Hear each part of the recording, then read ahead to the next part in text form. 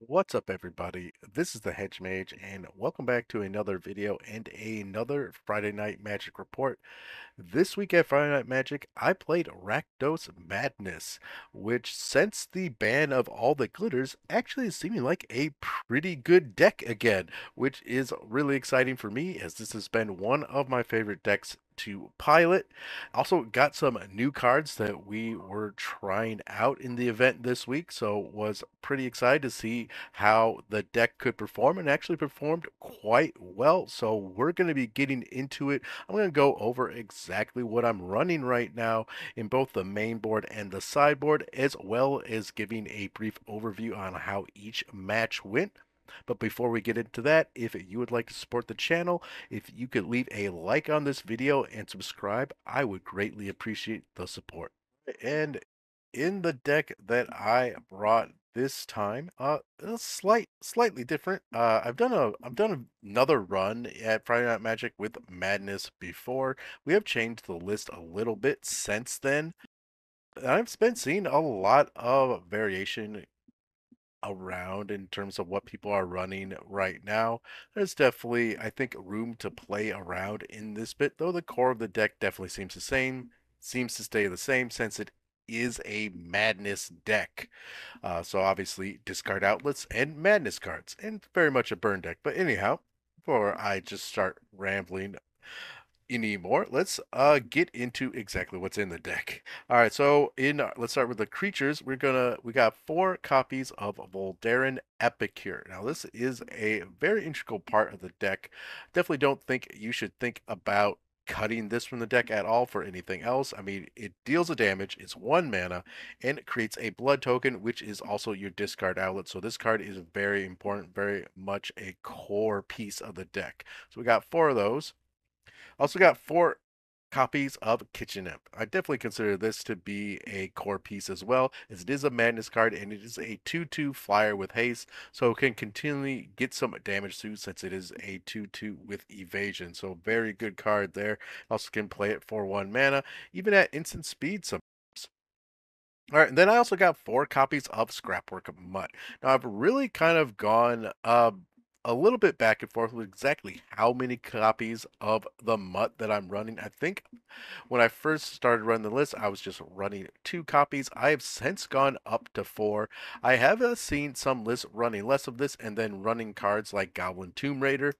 I really like the Mutt is there's just so many things that you can do with it. It's a discard outlet, which is the deck function since uh you don't really want to be playing your madness cards like Imps and the other madness cards, which are around like a 3 mana spell if you're not paying for its madness cost or casting it for that alternate cost.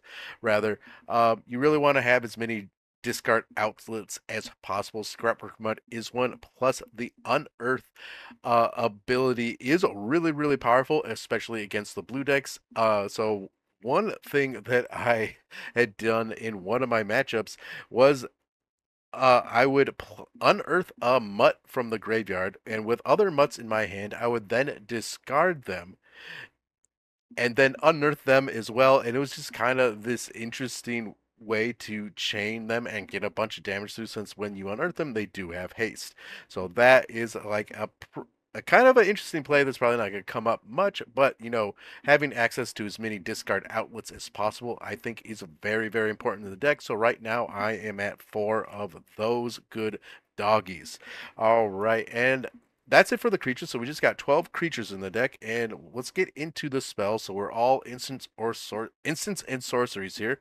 I got 1 copy of Fruit of Tyzeris, which is kind of a pet card of mine. I definitely really like it, as the escape side of this can be really valuable, especially in the late game when you just need to get that 1 more point of damage in against your opponent. And so and you fill up your graveyard pretty quickly with this deck because you are very much a spell slinger list. Uh, so pretty easy to exile 3 other cards from your graveyard to play that escape cost. All right, and then we also got 2 copies of Demand Answers. I have been seeing some people playing with, I can't remember the name of the card, but there's a new card from Outlaws of Thunder Junction that has plot, and playing that card. There are, I think, some pros and cons to that card. I've been playing this. I really like it. It's an instant, and you discard as an additional cost to playing this card. Whereas a lot of those new cards, like I think the plot card, it's not a cost of casting the card; as an effect of the card. So if that card gets countered, you don't get to discard anything. So that can kind of be kind of a bit of a pain when playing cards like that. So I'm more on the mindset of I want to discard as a cost to either activating the ability or casting the spell. So that's why I'm on demand answers instead. But generally been pretty much enjoying this card in the deck so far. So we got two of those. I also got 3 copies of Lightning Bolt. So pretty classic card here. It kind of speaks for itself. 1 mana is 3 damage, and then we also got 4 copies of Galvanic Blast. And in this deck, it is incredibly easy to get Metalcraft online. So this is usually you're casting this for the 4 damage. Usually have the Metalcraft. I don't know if I've ever come across a game where I didn't have Metalcraft, but yeah. So 4 copies of Galvanic Blast. We also got 4 copies of Faithless Looting. This is probably one of our favorite discard outlets in the deck. Is it also just has flashback, so we could do it again late game as long as someone doesn't exile our graveyard. So Faithless Looting, very good spell. And then into our madness cards. So we also got we got 4 copies of Alms of the Vein. This is a great burn spell that also gains some life, and with just how good Koldatha Red is at the moment, you definitely want to be gaining life. So this is a pretty great spell. It's it drains your opponent for 3, so you gain 3 life out of that. Can also cast it for 1 black if you discard it. And then we also got 4 copies of Vampire's Kiss. This also lets us gain some life, as well as creating more blood tokens, so helps with the metalcraft, helps us get some more discard outlets out there, or we can sacrifice those blood tokens to a demand answers to draw some more cards. All right, so that's pretty great, and we also got 4 copies of Fiery Temper, so another madness spell. So we got a total of 12 madness cards in the deck. So Fiery Temper is basically a lightning bolt when we discard it. Right, and then also have 4 copies of Bump in the Night. Also a bit of a pet card for me. I don't see every deck running Bump in the Night. I really like it just due to the flashback side, so it's great if you just need to discard something to draw some more cards, because you can cast it for its flashback cost later, or it's just a good turn 1 burn spell. All right, and then the new card that I think has really set this deck over the top right now, and it's wild that a land could do that, but Jagged Barrens. So this card just came out in Outlaws of Thunder Junction.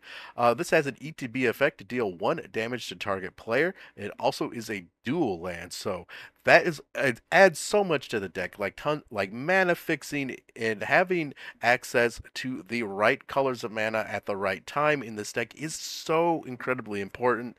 That's one of the biggest downfalls of my experience playing the deck in the past, was that there's the times when I needed red and black available in order to do what I needed to do, and I or the option for either of them. And so this card really fixes a lot. Also deals a damage, so that is also really good. So it burns and it helps us fix our mana. I absolutely love the card. It was definitely a very big part on how well the deck performed at this event. We also got 4 copies of Drawsforge Bridge, so this helps with our Metalcraft. Also helps fix our mana as it is a dual land in itself. And we got 4 copies of Vault of Whispers, some more artifacts, 4 copies of Great Furnace, and then 1 basic mountain and 1 swamp. And I haven't stated yet, we were on an 18 land build. Have been seeing some lists doing 19. I've really felt like the sweet spot is at 18. That's my experience personally. Uh, just because when you're playing burn and you start drawing into too many lands, you kind of just end up losing the game. So obviously we got our 1 relevant token, also the blood token there, and in the sideboard. So I got 3 copies of Nihil Spellbomb. So Nihil Spellbomb is, you're gonna bring this in against any deck that's playing out of the graveyard. Most likely it's gonna be against things like Familiars and Tolarian Terror. So yeah, pretty much staple of the format. I think you can also play Relic of Progenitus if that's what you want to do. This deck plays out of the graveyard a little bit as well, so that can kind of work work against you as when you do one of the activated abilities of Relic Progenitus does exile all graveyards, so that includes your own. So I think there can be an argument for either or, though sometimes relics can kind of bite you in the ass a little bit. But it's really a personal preference. All right, and then I also got 3 copies of Red Elemental Blast, so definitely bringing this in against the blue decks as well. 1 copy of Lightning Axe. So this is a card, it's kind of a bit of a pet card for me, but it is like a nice piece of removal. There are some bigger creatures out there with toughness greater than 3, and sometimes you are going to need to deal with them. This is also a discard outlet, so definitely has a lot of synergy in the deck, and it's just a nice piece of removal that you can bring in. I also got 1 copy of Echoing Decay. Uh, Koldatha can be a problem for you. Though you do have some life gain in this deck, Koldatha can just get the beatdown going very, very quickly. So Echoing Decay can basically get rid of cards of the same name that have 2 toughness, like, certain goblins of theirs, like Goblin Blast. If they have multiple Blast Runners, Tomb Raiders, you can get rid of them with Echoing Decay, or just get rid of all of their Goblin tokens. So yeah, bring in that against Koldatha for the most part. Then I also got 1 copy of Duress, as it's just a decent card against a lot of the control decks. And then we got 3 copies of Psychotic Haze, so another card we will probably bring in against Koldatha. This also has Madness, so we can use it with one of our discard outlets. It also deals damage to players as well, so it burns them a little bit, so that is also very nice. And then finally, we got 3 copies of Castle the Fire. Now, this is a great card to bring in against fairies, as they have a lot of 1 toughness creatures, and you want to kill their spell stutter sprites while their ability is on the stack so that they can't counter your stuff. So Cast the Fire is really great against them. Also, the second mode is probably the most relevant, as you don't see fairies much outside of Dimir fairies anymore, but Affinity is still out there. Obviously, all the glitters is banned now. So you still have Grixis Affinity to worry about, and that deck is still very much a house. So yeah, Cast on the Fire is definitely very good, since you can exile their indestructible lands, which can really turn the tables in that matchup. So let's talk about how the matches went this week. So I got down to the LGS. I got there early, right? Probably like at least a half an hour before the event started, because I had some cards shipped there from their online store.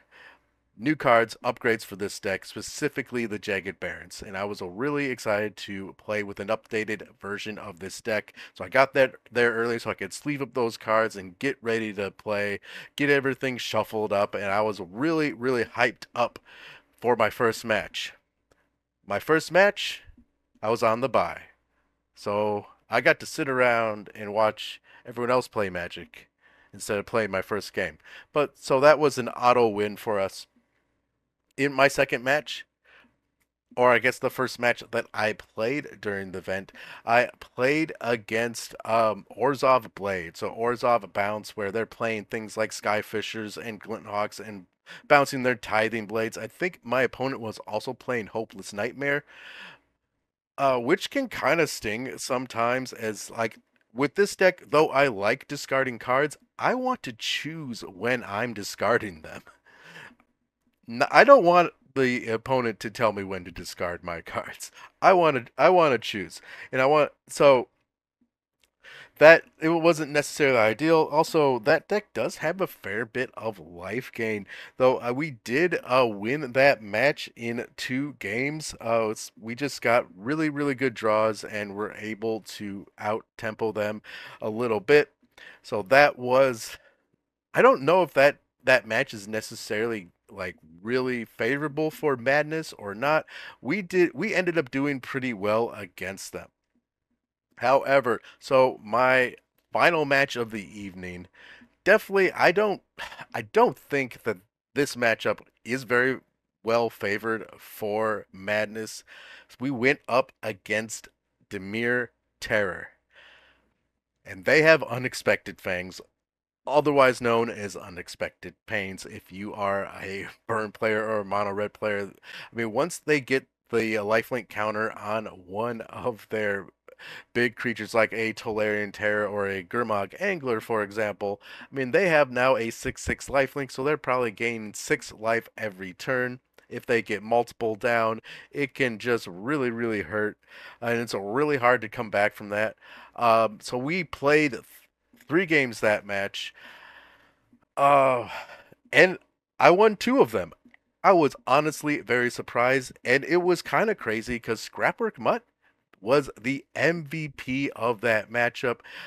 So we were able to unearth and discard and then replay. They didn't really have any blockers, so I was able to swing for lethal with three with 3 Scrapwork Mutts, which was crazy. I think we also had a kitchen imp on the field at that time, but their counter spells that they had in their hand couldn't do anything against Scrapwork Mutts since Unearth is an activated ability from the graveyard. It is not a cast. We are returning our creature to the battlefield. So that was kind of insane, and yeah, it was great. So Scrapper Muck definitely stole the show. It went in that matchup. And yeah, I was honestly very surprised that we won against Demir Terra. Is it certainly feels like a rough matchup for Madness. I think in the past when I have played with other iterations of Rakdos Madness against Demir Terror, it has not gone very well. Maybe we got a win in one game, but generally I would lose to Unexpected Fangs as we would usually fizzle out after they've gained 6 life in a couple turns in a row.